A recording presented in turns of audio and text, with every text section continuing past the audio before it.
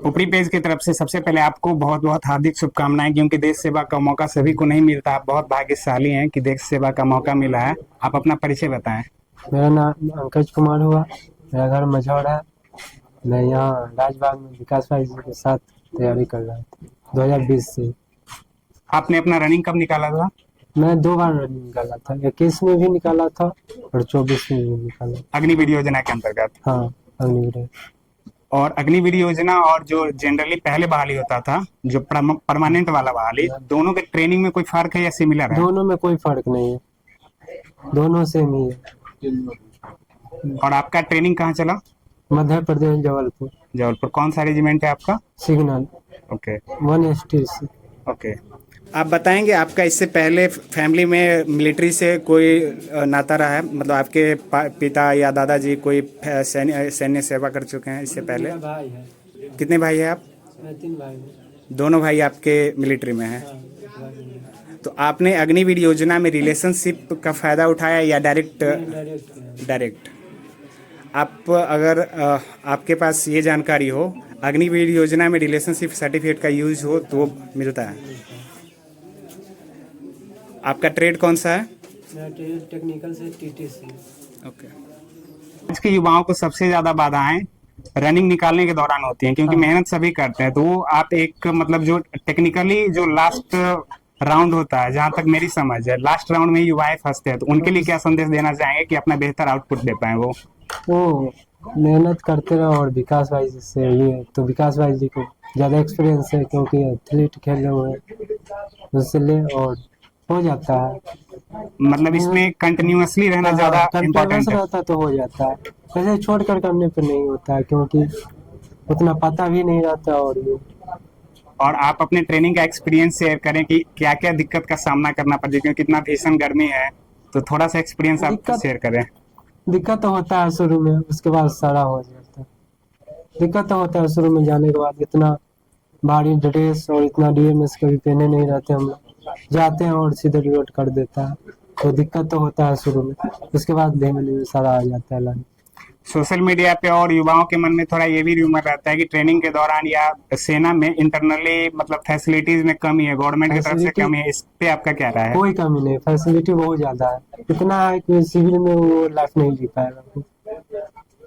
Okay. सेना में discipline बहुत मैटर करती है, इसके बारे में आप थोड़ा एक्सपीरियंस शेयर करें, क्योंकि आज के युवा देश सेवा के जज्बा तो रखते हैं, बट डिसिप्लिन में बहुत कमी करते हैं। जैसे नशा के क्षेत्र में जाते हैं। फौज का मतलब ही है डिसिप्लिन, डिसिप्लिन से ही फौज चलता है।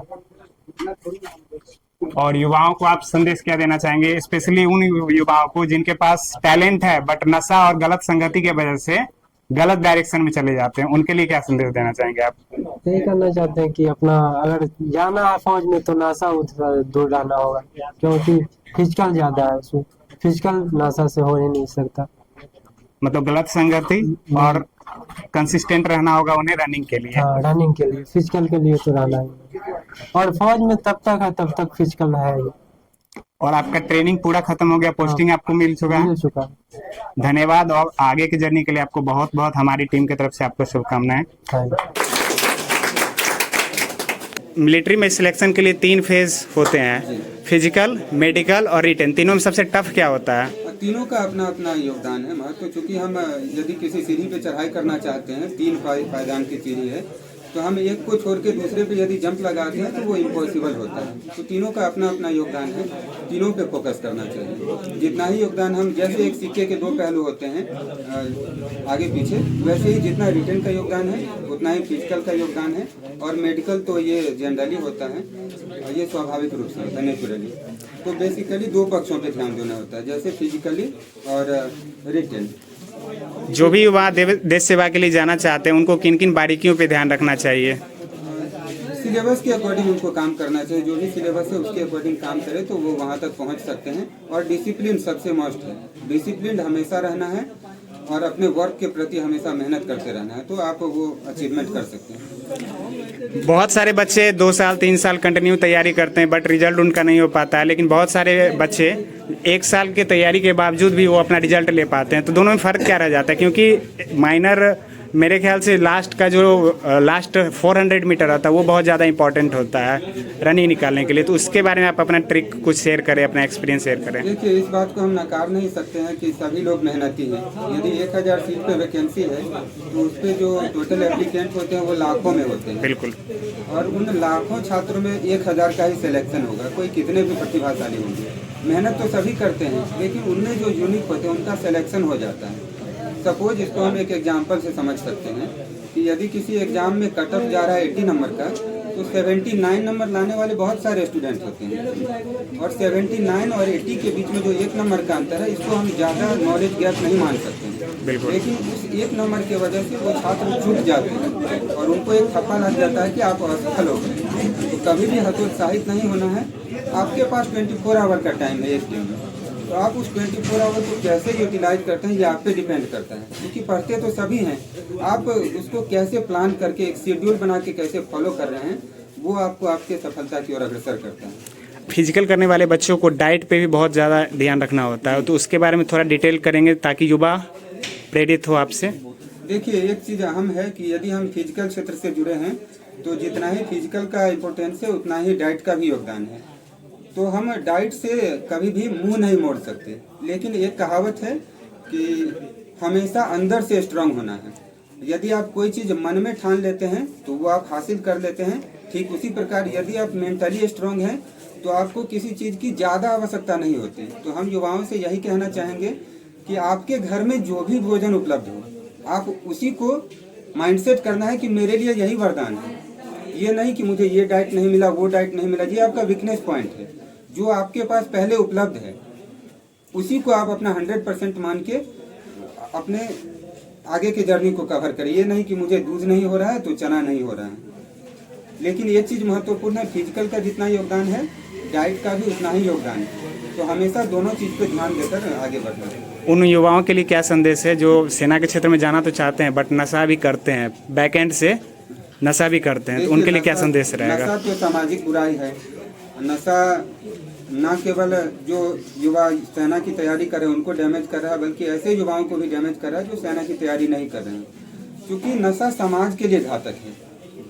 तो हम तो युवाओं से कहना चाहेंगे कि आप यदि बेहतर समाज की कल्पना करना चाहते हैं तो सबसे पहले नशा से दूर हो जाएं। एक कहावत है कि स्वस्थ शरीर में स्वस्थ मस्तिष्क का वास होता है। तो आपका शरीर तभी स्वस्थ होगा जब आप नशा से दूर रहिएगा। और नशा से दूर होने के साथ साथ आप हमेशा, क्योंकि आप प्रतिदिन अपने जीवन का उपयोग कर रहे हैं, तो आप अपने दैनिक जीवन में फिजिकल एक्टिविटी को शामिल कर लीजिए। कोई भी एक्टिविटी करते हैं तो वो होना चाहिए ताकि आपका शरीर स्वस्थ रहे। धन्यवाद आपका। राजबाग युवा संस्थान में अतुल सर का बहुत ही बड़ा योगदान रहता है युवाओं को आगे बढ़ाने में, युवाओं को प्रेरित करने में। स्वागत है सर आपका, और आपको बहुत बहुत धन्यवाद कि आपके देख रेख में बच्चे यहाँ पे ट्रेनिंग दे रहे हैं और बच्चे का रिजल्ट भी हो रहा है। दिल से धन्यवाद आपको जो आप अपना बहुमूल्य समय इस मैदान में आपने दिया। और मैं आज के इस माहौल में, आज का जो दिन है जो हम लोग के लिए बहुत ही गौरवशाली दिन है कि हम सबों के बीच में मझौर ग्राम निवासी श्री अंकज कुमार जो अग्निवीर में चयनित हुए हैं, हम लोग के बीच में उपस्थित हैं। इसलिए मैं इनको दिल से धन्यवाद देना चाहता हूं कि देश की रक्षा करने के लिए इन्होंने निश्चय किया और अपने अथक प्रयास से विगत कुछ वर्षों से इन्होंने अथक प्रयास किया, अथक परिश्रम किया अपने फिजिकल की तैयारी के लिए, अन्य तैयारी के लिए भी जो भी मानक है चयन के लिए, और उसमें इनको सफलता मिला। इनकी सफलता जो है और इनका जो चयन है यहाँ के युवाओं के लिए प्रेरणा स्रोत का कार्य करेगी। यहाँ अधिक से अधिक युवा देश रक्षा के लिए आगे बढ़ेंगे और हमारा पुपरी का जो नाम है वो देश भर में रोशन करेंगे। धन्यवाद सर, बहुत बहुत धन्यवाद।